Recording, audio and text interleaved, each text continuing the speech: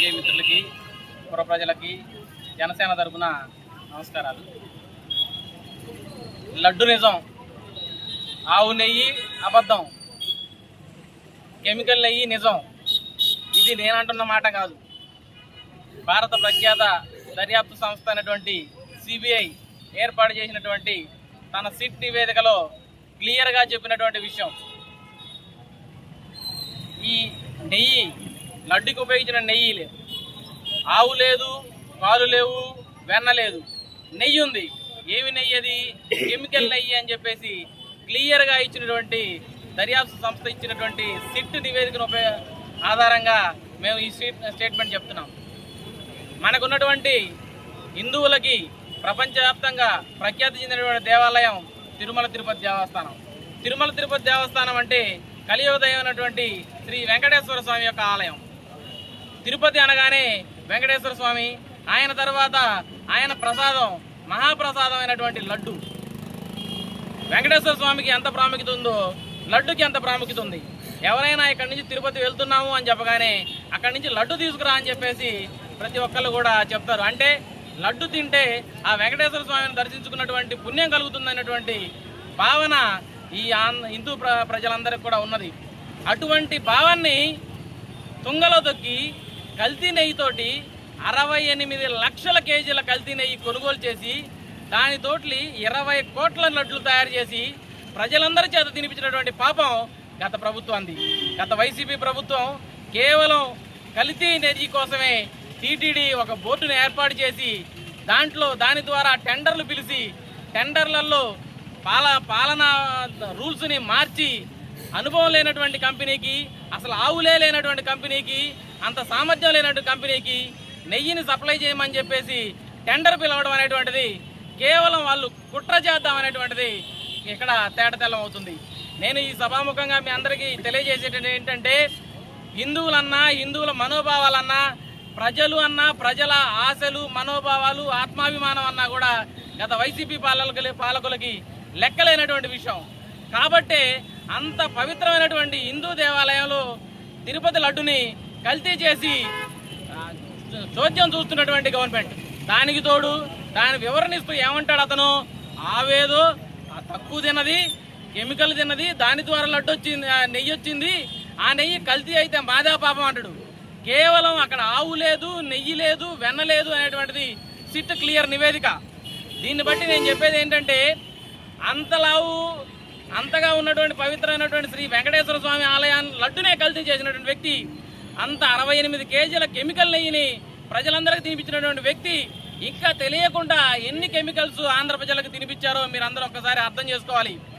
ఇక్కడ ఈ సమావేశాలు పెట్టడం దేనికయ్యా అంటే పార్టీని చూపించుకోవడానికి కాదు, కేవలం ఆంధ్ర ప్రజల్ని ఎంతగా గత ప్రభుత్వం మోసం చేసింది అనే విషయాన్ని తెలియజేయడానికి మా డిప్యూటీ సీఎం గారు పవన్ కళ్యాణ్ గారు ప్రతి ఒక్కళ్ళు కూడా దాన్ని బాధ్యతగా తెలుసుకొని అందరికీ కూడా తెలియజేయండి అనేటువంటి ఉద్దేశంతో ఈ ప్రెస్ మీట్ పెట్టడం జరిగింది.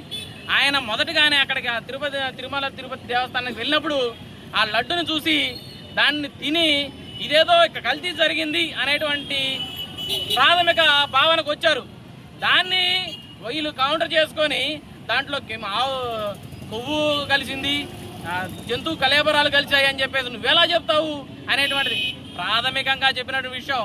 దాన్ని వీళ్ళే వైసీపీ ప్రభుత్వంలో ఉన్నటువంటి నాయకులే మేము నికాసైన మనుషులం, ప్రబుద్ధులం అని చెప్పేసి సుప్రీంకోర్టుకు పోతే సుప్రీంకోర్టు సిబిఐ ద్వారా ఒక ప్రత్యేకమైనటువంటి దర్యాప్తు టీంని ఏర్పాటు చేస్తే స్పెషల్ ఇన్వెస్టిగేషన్ టీం, దాన్నే సిట్ అంటారు.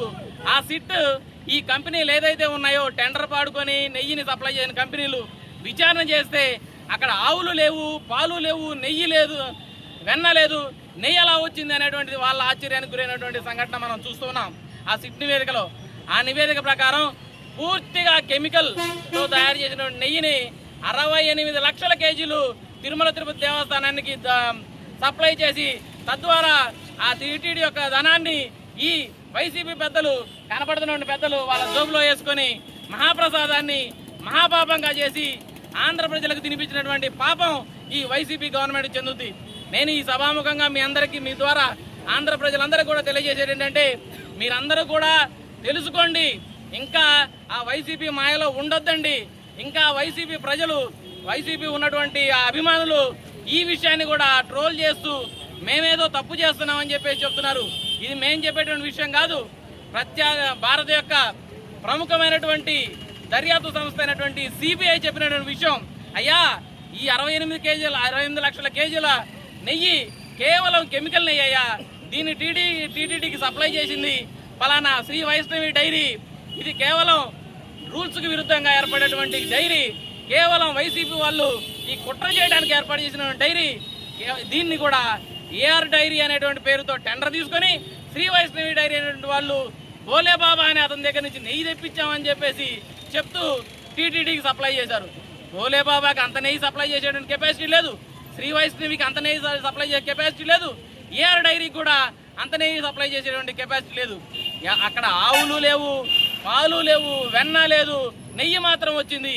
ఏమి నెయ్యి అయ్యా అంటే అది కెమికల్ నెయ్యి. కాబట్టి ఆ హిందువుల యొక్క మహాప్రసాదమైనటువంటి లడ్డుని కల్తీ చేసి హిందువుల ఆత్మాభిమానాన్ని దెబ్బతీసినటువంటి వైసీపీ ప్రభుత్వాన్ని ఆ కలియుగ దైవం శ్రీ వెంకటేశ్వర స్వామి అధపాతాళానికి తొక్కేశాడు.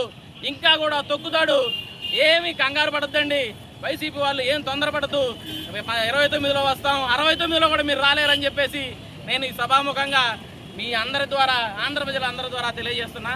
ఈ అవకాశం ఇచ్చినటువంటి మా ఇన్ఛార్జి భూసా రామాంజనేయులు గారికి అందరికి కూడా పేరు పేరున నమస్కారాలు తెలియజేస్తూ ముగిస్తూ ఉన్నాను.